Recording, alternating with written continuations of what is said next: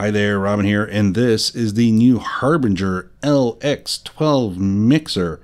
Now we're going to talk about all the features to find out if this is the right mixer for you. So if you're thinking about getting a mixer and you want to get the best bang for the buck, the most mixer for the least amount of money, that's still going to give you high performance and great reliability, this is the video you're going to want to watch. The most important things that you're looking for in a mixer when you're looking at this mixer is, of course, the compressors, the audio interface, the Bluetooth, and how easy all the actual inputs and outputs, of course, work. As icing on the cake when it comes to this mixer, you get the 24-bit multi-core FX engine built right into the unit. So that's 24 different effects, really nicely set up, easy to use. That's why we see all these green dials here, and it works really well. So regardless if this is actually going to be used for an instrument or for vocals, you've got a good combination of effects here to really help you out. Now for the overall inputs and outputs on it, it is of course a 12-channel mixer. So when we talk about inputs, we're going to be looking at all of these actually right here and a couple off to the side, because this, like I said before, has Bluetooth on it, which is right over here. But most importantly, we start off with our 4 microphone inputs, which are also line options. They use combo jack, so this way you can get both 1/4-inch balance or unbalanced or XLR connections. Now we look right below that, they're going to give us even more options so we can really take full advantage of these inputs. We have a pad button, which can drop it by 26 dB. This gives us variety in how strong the signal is going to come into the actual mixer. Followed by a second button, it's called a HPC, a high pass filter, and that's crossed over at 80 Hertz. That means if we don't need that extra bass, that low end rumble coming in, we can certainly hit those buttons and that'll take that all magically out for us. Because the 4 channels are where we're going to be putting our microphones, that's also where they set up the phantom power. So it goes up to plus 48 volts on channel 1 through 4. Next to the microphone inputs, now we're going to see our channel 5, 6, 7, 8, 9, 10, and we have a 3.5 millimeter right at the end here for channel 11 and 12 as an analog input. So what does that all mean? Well, we've got, of course, 1/4-inch balance or unbalanced connections. If we plug into the top jack, which would be in this case number 5 or number 7 or number 9, by using the mono inputs, we're going to be able to have that signal, one input, go to both left and right. Also being offered on channel 5 and 6 is a high Z guitar input option. So I can press this button here and it'll switch into a high Z input. Now some little things to note here is when you look at channel 9 and 10, 9 and 10 is also used for our USB audio interface option. So that's how we can actually listen to the playback of our computer by pressing this button here. And that's, instead of using the analog inputs here, it'll switch to the digital input. Same thing happens over here. That's why it's only a 3.5 jack, because that's actually channel 11 and 12, which is basically just gain control for our Bluetooth option. So again, you can have it as an analog 3.5. So that would be 3.5 to 2 unbalanced connections like RCA or 1/4-inch, or you can use it straight up here for the Bluetooth connection. Now, when it comes to outputs, again, there's a lot of options when it comes on the output side. And again, this is what's really adding to the value. This makes so many people happy in different ways because of all the variety and options you have. Now, right here, this is called a mono output. So this is going to give us a 1/4-inch single mono connection. So I can connect that to an amp or to anything else I may have. That's just a single straight up connection. 1/4-inch out of here, 1/4-inch to wherever you want to plug it into, and the job is done. Right beside that, we get 2 XLRs, which are going to be in stereo left and right capability. So again, we have our right and left XLR main output. Then on top, we've got our control room options. So the control room options, again, we've got 2 1/4-inch outputs. That's going to give me the ability to control that as a separate. So again, main here, along with the mono output, that's going to be on our main slider.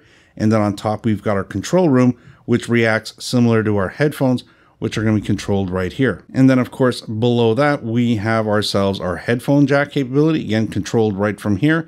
And then right beside that, we've got our monitor option, again, 1/4-inch jack. So anything I turn up on the actual monitor settings and then use the main monitor gain control here, that's going to come out of that one jack right there.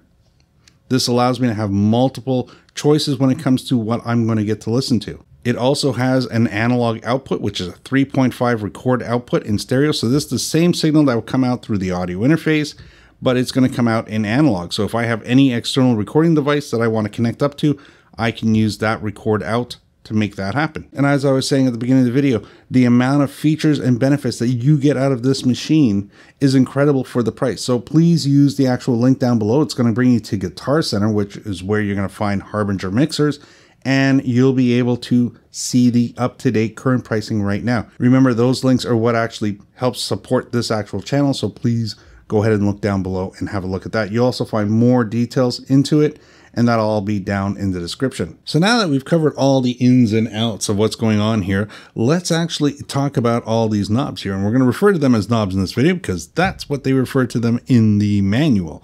So again, all of these are going to control our inputs, and then all of these are going to control our outputs. So the gain controls are what we start with on top, and it's really nice that they color code everything. So we've got our white dials, or knobs, of course, that's what the manual says, knobs, right up on top, and those go up to 63 dB. And that's important because if you have a hypercardioid dynamic microphone, which requires a lot of power, you're going to want to have something that's plus 50 at least, and being plus 63 still gives you a little bit of headroom. That's really nice.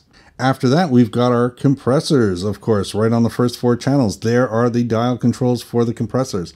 Now, as you turn them up, they're going to lift the bottom end, the quietest portions of your recording, and they're going to start pushing down on the loudest portions of your recording. So keeping it in proportion, but giving it a squeeze, allowing you to get more detail, more richness out of your sound. It's always great if you're doing a lot of talking or singing to have compressors. It just makes things better, especially in a live setting. The next section are all these blue dials, and that's a 3-band EQ for all the actual lines that are coming into the unit are going to be controlled. We have a high, we have a mid, we have a low. The high and the low have a plus 12, minus 12 gain control, and then the actual mid-range, they give you a little bit more. They go plus and minus 15, which is really nice that they've increased that actual midline right there. The green dials, which bring us all the way up to here, and of course cover all this, which is really nice. This is the 24-bit multi-core FX engine for the effects. It's controlled by these dials. So if I actually turn this up right now, I have it on number 2. You can see we're getting a signal, which is why we have that green light here. We're not overclocking, we're not clipping on the actual signal, but I can turn this guy up here, and you're going to hear a little bit of that going on in the background. Now, of course, I can move down the dial and say, well, I want to try some of the other ones. So let's go all the way down to number 10. Now, of course, there's a lot of effects to choose here, so we're just going to go to number 10 here, and there you go, it kicks right in, you're all set. Now, the other thing this has is this dial right here, which is an adjustment dial. It allows me to take any one of these 24 effects and through an analog process increase or decrease the amount of effects. So better than talking about it, let's try it out. So again, we're back to the echo. We're going to bring that up. I can bring this down, but watch now when I bring it up, the echo is going to be stretched out and lengthened. There we go. Look at that. That is way out of control. And that's what the adjustment does. Same effect, but we've dragged it right out. So again, let's bring this back a bit here and bring it into, let's say, again, the church mode, which is an easier one to take. And again, we're going to go right back down to 2, press that, and now we're in the church. So you can hear that hollowness in the actual sound that we're in. We're going to turn the effects up a bit. It sounds like we're in a really big, solid, empty space, right? Like a church. This could also be a good effect for an empty hall. Now, if I turn the effect down by using the adjustment, we're going to see it tightens right up. So the room isn't as big, the ceiling isn't as tall. If we wanted to make it a larger room, maybe the room is made out of stone and it has a lot more, bouncing sound acoustics in the entire space. Look at that. I can bring that adjustment up. So that's all the way up, and we're going to bring that back down again. Notice how much tighter that sound effect is. And again, that allows any of these 24 actual different effects to be used with that adjustment, and that is just amazing. And that adjustment is also known as a contouring effect. So that's really nice. So we'll turn those effects down again. So that's really exciting. I like those effects. I think there's so many effects here that you're going to find what you're looking for. And because it has the actual adjustment, the contouring option, and the level control, you're going to be able to make any effect that you really like. Because a lot of people like the effects they see. This happens with a lot of mixers, but they don't like how they manufactured locked in that effect. With this, the adjustment, you can make it your own. You can customize it the way you want. Remember, at any point in time, please hit that like button. I appreciate that. That's what lets YouTube know that this video is working out for you. Next is, well, the monitors. And the monitors are the yellow dials. This is going to allow you to have that extra output that's going to be for that speaker monitor just for you. So that's not the speakers that are going to be for the main room or your main output. This is going to be something for you to listen to, and you'll be able to control that right with these yellow dials. Now, you can also use those monitor options to go to your headphones or control room by simply pressing this button up here. This button allows me to either choose my main output as what I'm going to listen to in my headphones, or I can push it in and use the monitor. So next on below the monitors are going to be your pan and balance options. Now, anytime we have a single or mono channel like the mic channels, we're always going to see a pan where we can now push the sound either more to the left or more to the right. That's going to be here. And then anything that has two channel connected, like the channel 5, 6, 7, 8, or 9, 10, is going to have a balance option, which basically is going to pull away from the other side. So if I swing this towards the right, it's going to take away from my left speaker and leave that full signal.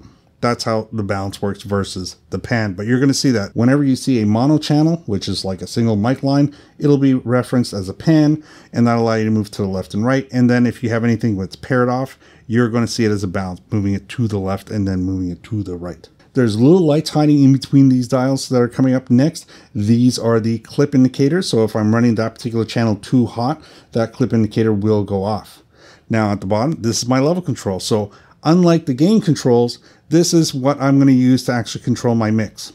I'm going to decide how loud or how low I want every single channel to be by using these dials right here. Once we've now covered all that, all we've got left really to talk about is the main slider and the dynamic dB meter on top. Now it's -20, so you really do have to have a signal get going on this thing to actually see it. So on the dynamic meter, you do get, of course, a left and right, and we can bring that right up here so you can get a good look at it and see it actually in action. I have to go +10 on my actual slider, so this way I can get the meters to respond at all here. But we are looking at a -20, and it goes to 0, and then from 0 goes to +6, and then we have the actual clipping option on top, which is the CL at the very top.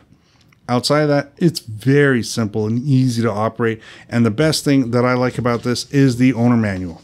The owner manual is really 3 great things in one. One, it does tell you exactly what's going on with the mixer when it comes to specifications and details. 2, it tells you how the mixer is laid out and explains everything in good detail for you. And the third thing is they actually give you a real life scenario on how the mixer is used. When you're looking at a compressor, what's a real world scenario? All of that's going to be covered here. So this way it gives you a guideline, an outline of how people like to use things. Remember, using a mixer is more about being artistic with it. It's not science. I mean, there are some basic rules to follow to make sure you have good quality sound, but you're not really going to say, well, this is the way it should be. That's the way you should do it.